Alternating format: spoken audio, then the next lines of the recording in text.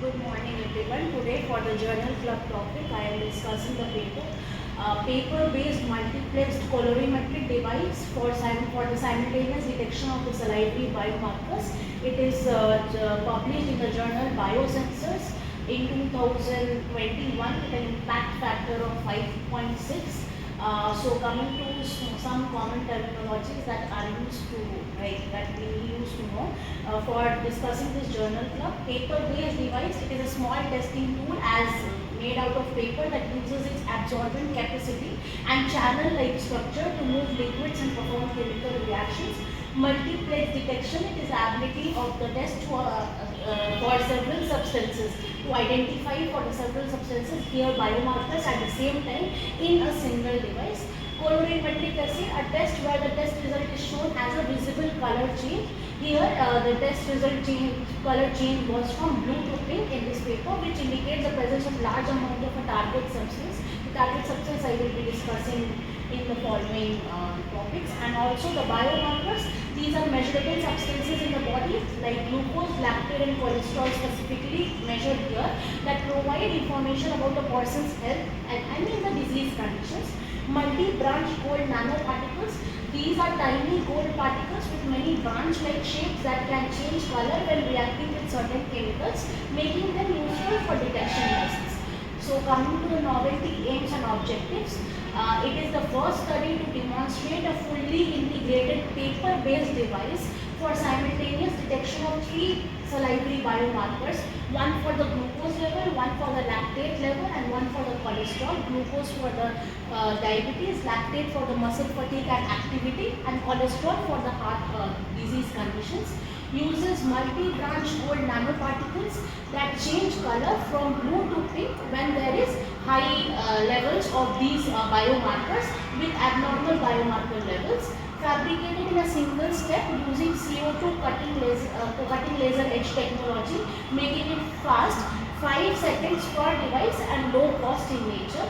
Ensures rapid readout by the naked eye or smartphone because there is a colorimetric change without the need for any other lab instruments. And also introduces a prototype kit. They developed a prototype kit which protects the layers for easy handling and point of care use by introducing PVC into the system. Also, it aims to develop a non-invasive, low-cost and rapid diagnostic tool for health monitoring to achieve simultaneous detection of the multiple biomarkers in a single test and combine the nanotechnology used with the paper microfluidics for sensitive colorimetric biosensing. So coming to the objectives of the study, design and fabricate a monolithic paper-based microfluidic device using CO2 cutting laser technology.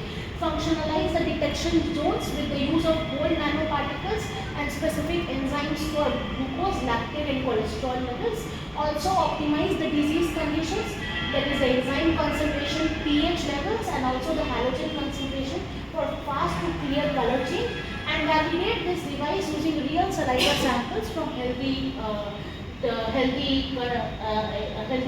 paying people and test its selectivity against positive interfering compounds and demonstrate the feasibility of the prototype point of kit care for it being a user-friendly at-home or field testing device.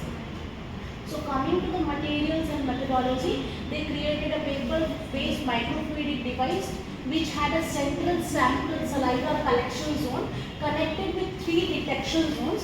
One was for the glucose, one was for lactate and one was for the cholesterol levels. They fabricated using CO2 laser and the prepared nanoparticles. They had the multi-branch gold nanoparticles changed color when they were reshaped by the reactions, and functionalized detection zones were added to these multi-branch gold nanoparticles and specific enzymes, that is the glucose oxidase, lactate oxidase and cholesterol oxidase to the paper device for targeting the biomarker detection. And they collected the real samples, took saliva samples from healthy volunteers.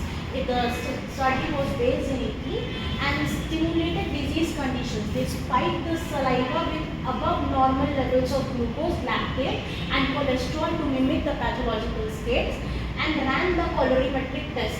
They deposited the 40 microliter of saliva into the central zone, allow it to flow through the 3 channels that was made and monitored color changes.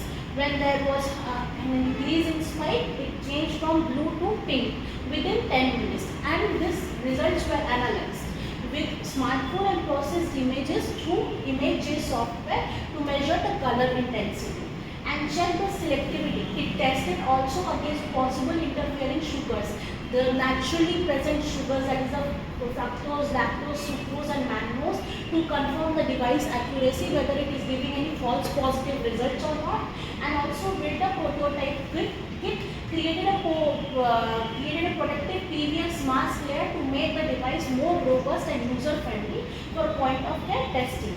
They did not do any statistical analysis or t-test or ANOVA. Instead, they used the image-based quantification with image-based software, focusing on the red values of the RGB color space.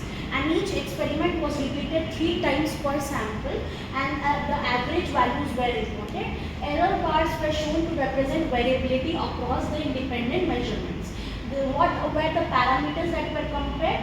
The control samples versus the spiked saliva that they used for the pathological levels to detect glucose, lactate and cholesterol for the 3 different conditions, and different concentrations of glucose and lactate was used. Presence and absence of interfering substances, that is the normal levels of sucrose, mannose, lactose and fructose, and multiplexing test, single analyte spike versus combination of biomarkers, whether it is detecting the presence of all the spikes or only one spike. The outcome, there was a significant color change from blue to pink observed when biomarker levels were above pathological threshold. The changes in the red channel increased sharply for the spike samples, but it remained low for native saliva, producing and proving no false positives. Device could distinguish between low and high abnormal levels, concentrations based on speed and intensity of the color change. No significant interference was observed for common sugars in saliva, confirming its selectivity and robustness. And the final prototype device had all the 3 biomarkers simultaneously in spiked saliva within 10 minutes. Coming to the results, so it detected successfully detected 3 salivary biomarkers within 10 minutes. High selectivity was achieved. The device could distinguish between different concentration levels based on timing and intensity of the color change. Results were consistent across saliva from 10 donors, and a prototype point of care kit was delivered for demonstrating the practicality and ease of handling for real world settings. So coming to the strengths of the study, it is non-invasive testing method used. The used saliva instead of blood, making the method safer, painless and easier for frequent monitoring. Multiplex detection could detect 3 biomarkers at the same time, saving cost, sample volume compared to single test. It was fast and simple. It was detected in 10 minutes, visible by the naked eye or smartphone using camera images, and it was low cost fabrication. Device produced in 5 seconds per unit using CO2 laser cutting technology. That was scalable and affordable in nature. It was highly selective and sensitive, and it could distinguish between the normal and the pathological levels with no false positive and minimal interference from other salivary compounds. Prototype kit was developed and real sample validation was done through the collection of 10 human saliva samples. Coming to the limitation, small sample size, only 10 salivary donors were tested. Stimulated pathological conditions, abnormal biomarker levels were created by spiking healthy saliva rather than testing patients which had the disease condition. The limited biomarkers only for 3 disease conditions, while oral clinical diagnosis may require many more when we come to our settings. And semi-quantitative readout. The method is primarily qualitative, color change, whether it is color changing or not, with limited ability to provide precise concentration. How much it is, that cannot be done. And controlled testing conditions. Color readouts dependent on consistent lighting methods and smartphone imaging. Performance in real world environments may vary.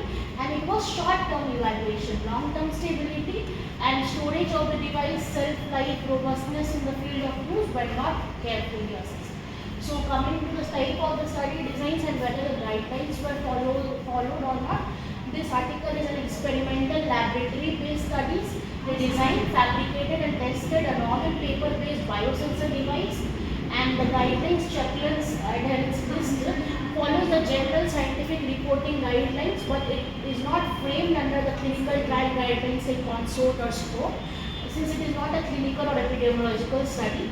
Some of the checklist items that were followed were clear objectives mentioned and rationale, detailed methodology, sample informations, data analysis methods,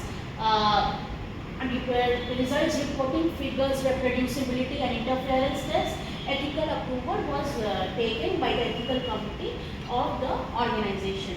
So in GIS, it is an experimental proof of concept lab study, and while it meets the general scientific supporting guidelines, formal clinical research guidelines checklist were not applicable. Coming to the future directions, what can be done in future studies based on this?